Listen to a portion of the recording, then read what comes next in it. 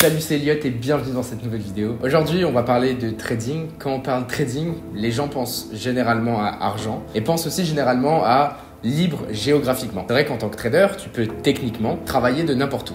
Donc quand tu as de l'argent et que tu es libre géographiquement et que tu as aussi du temps, c'est souvent égal à voyage. Donc on associe souvent le trading au fait de voyager et surtout quelque chose qu'il n'y avait pas au moment où moi j'ai commencé à trader, c'est Instagram, d'accord? Et c'est vrai que depuis qu'on a Instagram, on voit tout ce côté en fait lifestyle de plein de personnes qui tradent de partout, qui tradent en pleine mer, sur un bateau, qui tradent sur des jets privés, etc. Donc ça donne toute cette image du trader qui voyage. Et moi le premier, d'ailleurs, je suis pas en train de dénoncer quoi que ce soit. Moi le premier sur mon Instagram, tu vas voir énormément de stories de ce type. Mais Instagram, et ce que les gens pensent, c'est une chose. La réalité, c'en est une autre. Alors dans cette vidéo, justement, je vais te donner la vérité d'un point de vue d'un trader pro sur le fait de voyager en tant que trader.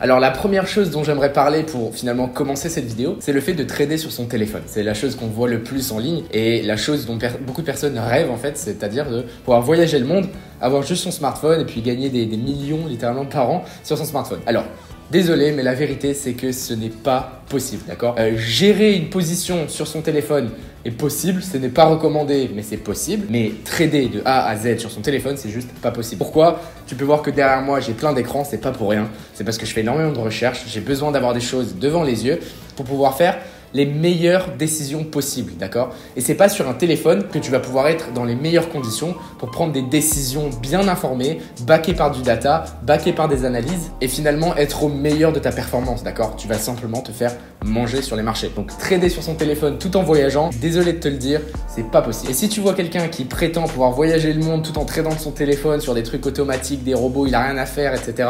Honnêtement, je connais personne littéralement qui est dans cette situation. Et crois-moi, j'ai travaillé en finance, que ce soit du côté retail ou institutionnel, je ne connais personne dans cette situation-là.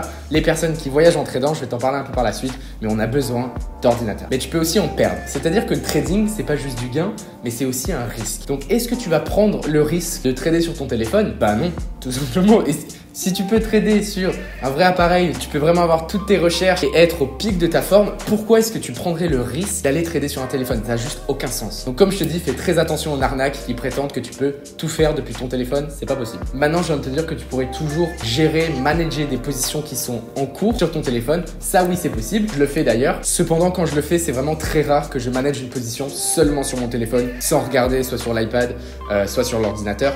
Parce que tout simplement, j'ai pas la même vision du marché. Et combien de fois ça m'est arrivé de manager une position sur mon téléphone et quand je suis rentré chez moi et que je l'ai regardé sur mes vrais écrans, là où j'ai l'habitude de trader, je me suis rendu compte qu'en fait c'était assez bizarre ce que j'ai fait et j'aurais pas forcément fait si j'avais été devant mes écrans. Donc voilà, fais très attention avec le téléphone. Maintenant, la deuxième vérité finalement sur le fait de voyager en tant que trader, c'est que le trading, c'est un métier qu'on fait pour l'argent, d'accord?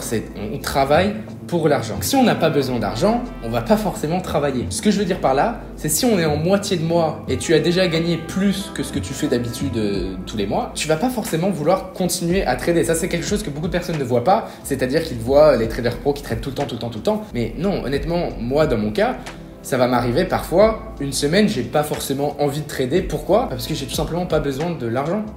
J'ai déjà mon argent. Et si je travaille, c'est pour en avoir plus.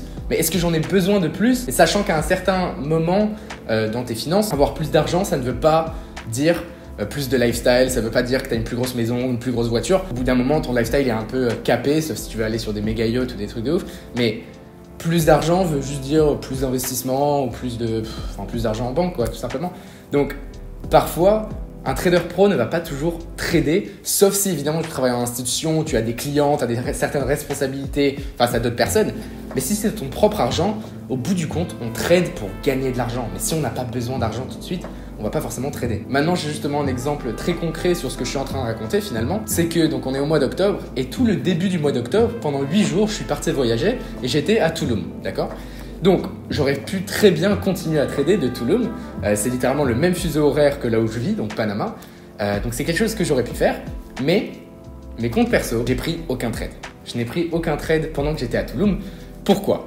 Alors oui, j'avais mon ordinateur, donc j'aurais techniquement pu. Mais au bout du compte, j'étais avec ma copine, j'étais avec des amis. Est-ce que j'ai envie de passer du temps à trader? Ah, pas vraiment. Si j'avais besoin de l'argent, oui. Mais là, dans ce cas, bah, j'ai pris des vacances, honnêtement, j'ai pas besoin de gagner de l'argent cette semaine-là. Pourquoi est-ce que j'irais m'embêter à trader? D'accord, littéralement, j'ai personnellement pas envie. Donc, je n'ai pas tradé pendant 8 jours au début d'octobre. Quand je suis rentré à Panama et je suis à mon bureau, j'ai repris à trader. Et puis, mes performances d'octobre sont telles qu'elles sont.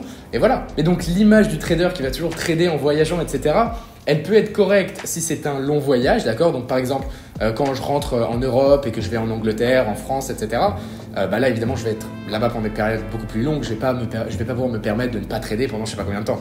Évidemment que je vais travailler. Mais si je vais faire des vacances de moins de 15 jours, honnêtement, je vais pas forcément vouloir prendre le risque de trader, d'accord? Et deuxièmement, je vais pas avoir envie de prendre le temps, l'émotion, ok? Parce que tu sais très bien que le trading, il y a une grande partie psychologie émotionnelle. Quand tu es en vacances, c'est peut-être pas le meilleur moment quand tu es en train de sortir, de boire, etc. Et tu n'as tout simplement pas besoin de l'argent, comme je le disais. Et honnêtement, je trouve ça fou qu'il n'y ait aucun trader finalement qui parle de cette facette, que finalement on trade pour gagner de l'argent. Mais si on n'a pas besoin d'argent tout de suite, on ne va pas forcément trader.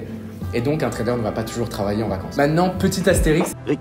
Astérix. Évidemment, ce que je raconte, c'est si tu travailles pour toi-même en tant que trader. Si tu travailles en tant que trader pour une institution financière, les choses vont être un petit peu différentes. Tu vas avoir des quotas de performance à respecter et tu vas pas pouvoir te permettre de partir en vacances et rien faire pendant que tu es en vacances et des choses comme ça.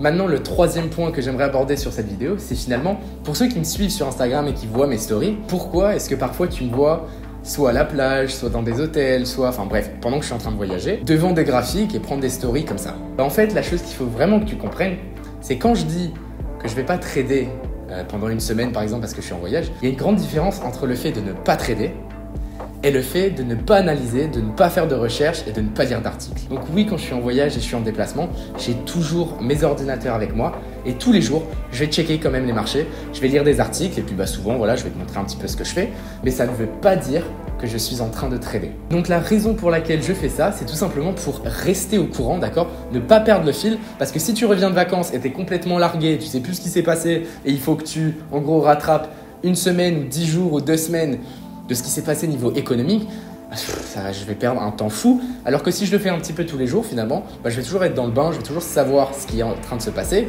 Ça ne veut pas dire que je vais prendre de trade, mais au moins je ne perds pas le fil et je vais pouvoir reprendre le travail directement quand je rentre chez moi. De plus, pour ma part, je propose une formation de trading où il y a donc plein de traders et puis un groupe communauté où tout le monde parle. Donc, en tant que formateur, je me dois de savoir ce qui est en train de se passer pour pouvoir répondre à des questions et pas être complètement out, premièrement. Deuxièmement, j'ai aussi un service d'analyse où j'envoie toutes mes recherches journalières et finalement je partage mes différentes idées. C'est pas du tout des signaux, je dis pas j'achète ci, je vends ça. Non, j'envoie des reports fondamentales avec une vue économique. J'envoie aussi toutes mes recherches sur certaines paires, ce que je vais potentiellement regarder pour trader, etc. Et ça, c'est quelque chose que je vais continuer à envoyer quand je suis en vacances. Donc je vais toujours envoyer des analyses et des recherches. Et je dis que moi personnellement, c'est pas des analyses et des recherches que je vais personnellement trader parce qu'il y a une grande différence encore entre analyser et trader. Et cette grande différence justement, elle vient à cause de la psychologie. C'est-à-dire que analyser les marchés, honnêtement, je peux faire ça rapidement dans la journée et passer à autre chose. Alors que si je trade, en fait, il y a une pression psychologique qui va être sur moi toute la journée.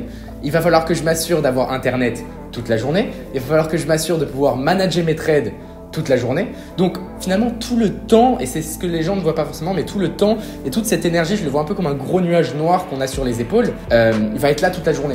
Alors que si je fais juste des analyses et des recherches, je vais pas avoir ce gros nuage noir autour de moi que je vais pouvoir reprendre quand je rentre de vacances et pouvoir trader à nouveau finalement. Donc quand je suis en vacances personnellement pour des périodes de temps assez courtes, j'ai pas envie de trader honnêtement. D'ailleurs, sous cette vidéo, tu trouveras le lien de ma formation où je te montre absolument tout ce que je fais de A à Z et je te montre tout ça avec des screen recording directement sur mes écrans de manière étape par étape. Il y a aussi le lien donc, du service d'analyse dont je te parlais. D'ailleurs, ce service, il est seulement en anglais parce que je suis un petit peu plus à l'aise avec tout ce qui est financier, surtout que c'est quelque chose que je fais tous les matins, comme je le disais.